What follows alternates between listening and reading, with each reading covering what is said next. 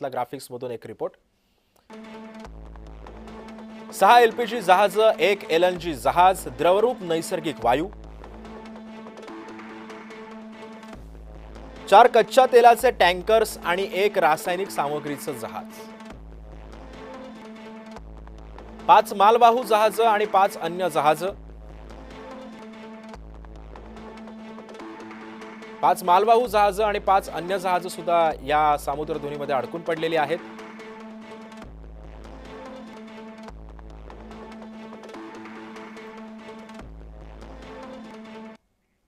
दरम्यान ट्रम्प यांनी सुद्धा एक आवाहन या युद्धासंदर्भामध्ये केलेलं आहे। पाहूयात नेमकं ट्रम्प काय म्हणतात।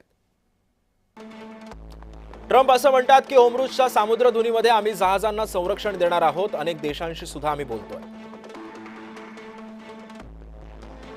या देशांना सुरक्षेची गरज आहे। आम्ही फक्त 1% तेल होर्मुझ मधून आणतोय। चीनचं 90% तेल होर्मुझ मधून जातं, त्यामुळे इतर देशांनी सुद्धा तिथं लष्कर तैनात करावी अशी आम्ही मदत करू असंही ट्रम्प म्हणतात। आम्ही इराणला तर हरवलेलंच आहे, पण आता फारसा प्रतिकार ते करू शकणार नाहीये। इराणचं हवाई दल, हवाई यंत्रणा नष्ट केली आहे। संरक्षणासाठी आता इराणकडे काहीच नाहीये। इराणच्या सर्वोच्च नेत्यालाच आम्ही संपवलंय, त्यामुळे खर्गवर सुद्धा आम्ही हल्ला केलाय। चर्चा करावी असं इराणला खूप वाटतंय, पण ते अजून तयारच नाहीयेत। त्यासाठी अजून काही काळ जावा लागेल। दरम्यान आखाती युद्धांमुळे सध्या होर्मुझच्या खाडीची एक चर्चा आहे। पाहूयात ग्राफिक्सच्या माध्यमातून नेमकी काय चर्चा रंगली आहे।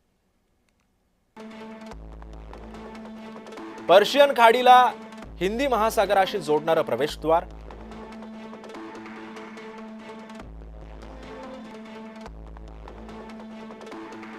होर्मुझ समुद्रधुनी इराण, ओमान, यूएई साठी जलमार्ग, होर्मुझ समुद्रधुनी अंतर 161 किलोमीटर,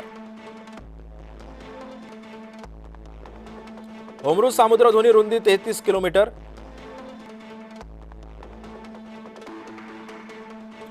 या खाडीमध्ये उथळ समुद्र आहे। म्हणजे होर्मुझ समुद्रधुनीमध्ये जिथेही जहाज अडकली आहेत त्या खाडीचा संदर्भ आपण पाहतोय। मोठ्या जहाजांसाठी केवळ 3 किलोमीटर पर्यंत रुंद आहे।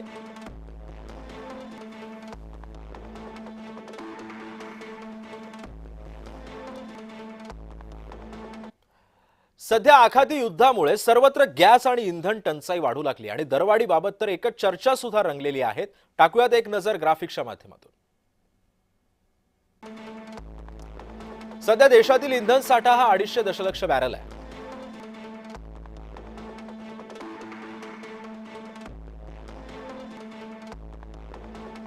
सध्या 4000 कोटी लिटर इंधन उपलब्ध आहे। देशाची 7 ते 8 आठवड्यांची गरज भागणार आहे।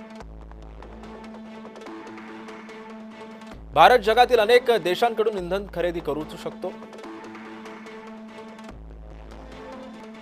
27 ऐवजी आता 40 देशांकडून इंधन खरेदी केली जाते। होर्मुझ समुद्रधुनीतून 40% इंधन आयात केलं जातं। 60% इंधन आयात रशिया, पश्चिम आफ्रिका, अमेरिका आणि मध्य आशियातून होतं।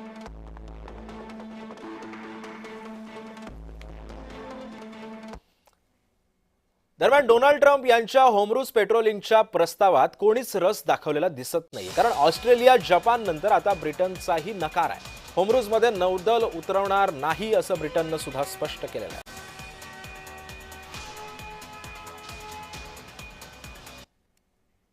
दरम्यान आखाती युद्धाचा आजचा 17वा दिवस आहे आणि अजून सुद्धा दोन्ही देश आपापल्या भूमिकांवरती मात्र ठाम आहेत। एक नजर टाकूयात आतापर्यंतच्या युद्धाच्या अपडेट्सवरती।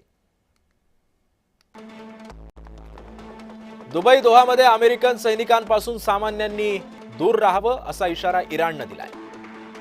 इराणवरती 200 ठिकाणी हल्ला केल्याचा इस्रायलचा दावा आहे।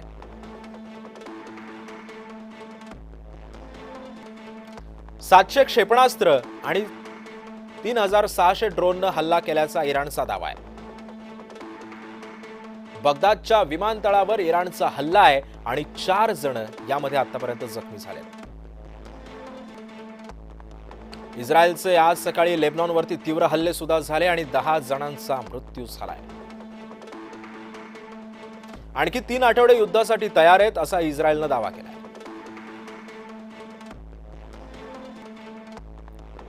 आतापर्यंत जुनी क्षेपणास्त्र टाकली, आता नव्या क्षेपणास्त्रांनी हल्ला केला जातोय असं इराणकडून सांगण्यात येतं. होर्मुझच्या सामुद्रधुनी संदर्भात ट्रम्प यांनी ब्रिटनच्या पंतप्रधानांशी सुद्धा चर्चा केली आहे.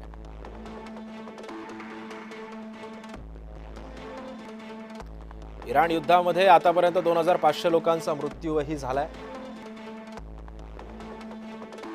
दुबईतील आंतरराष्ट्रीय विमानसेवा आज सकाळपासूनच बंद आहे.